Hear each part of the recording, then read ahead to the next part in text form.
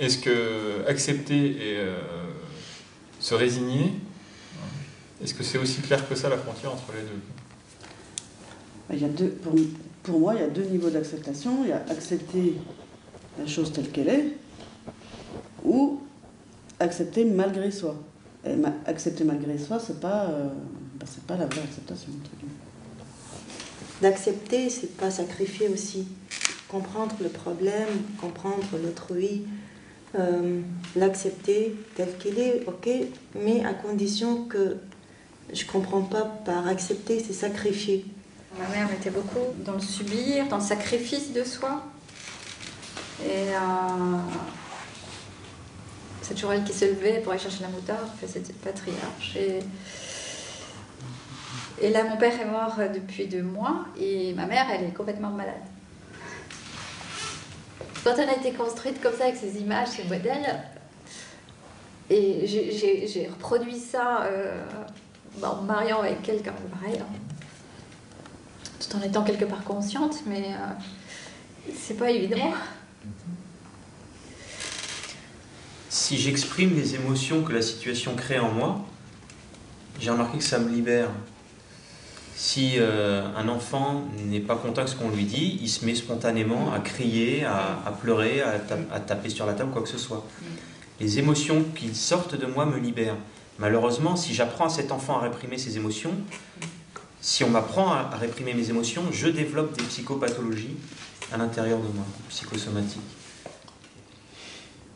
Je comprends pas où est le problème, en fait. De laisser sortir sa tristesse et de pleurer. Je ne vois pas où est le problème. Non, mais d'accepter. L'accepter vient avec le temps. Ça vient avec le temps. Je n'ai pas à forcer les choses. Ça vient avec le temps. J'essaye, je laisse faire. Si j'arrive pas à accepter maintenant, je laisse faire et je ne force pas.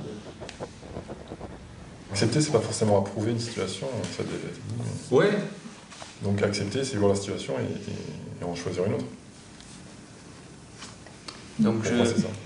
En fait, c'est ce que disait Jérôme. Je me donne ce temps d'analyse une fois que je suis sorti de la situation pour voir quels sont les outils qui me manquent, quels sont les outils qui m'ont manqué pour accepter cette situation si jamais ça revient à l'avenir. Si on a vu le besoin qu'on avait besoin d'assouvir, on est en train de l'accepter. À partir de là, on va comprendre, je pense, je comprends mieux, dès l'instant que j'ai compris quel besoin j'étais en train de satisfaire. Et à ce moment-là, je me sens plus dans la relation, parce que je suis capable d'exprimer ce qui est en train de se passer, et non pas en train d'essayer de changer l'autre. Moi, je me vois très bien en train de le faire. C'est-à-dire de voir ce qui ne me plaît pas, de voir ce que je voudrais changer, mais de même pas envisager que je pourrais vivre avec. Et peut-être le simple fait de regarder ça, ça aide. J'ai envie de prendre une image d'accepter quelque chose pour aller à une réunion pour ci ou pour là. C'est dès l'instant où j'accepte quelque chose, le verre il est à moitié plein. Et la couleur change. Et dès l'instant où je bloque sur quelque chose, il est à moitié vide. Et à ce moment-là, ça devient noir et c'est hyper dur. Et c'est intéressant parce que ça m'aide beaucoup à clarifier un petit peu, là. Justement, clarifier le verre. Si tu acceptes, il va peut-être se passer quelque chose. Si tu n'acceptes pas, forcément, tu attends le changement chez l'autre et tu es dans le conflit, tu es dans tout ça. Je fais que redire ce qui a été dit, hein, mais j'ai l'impression de mieux le comprendre.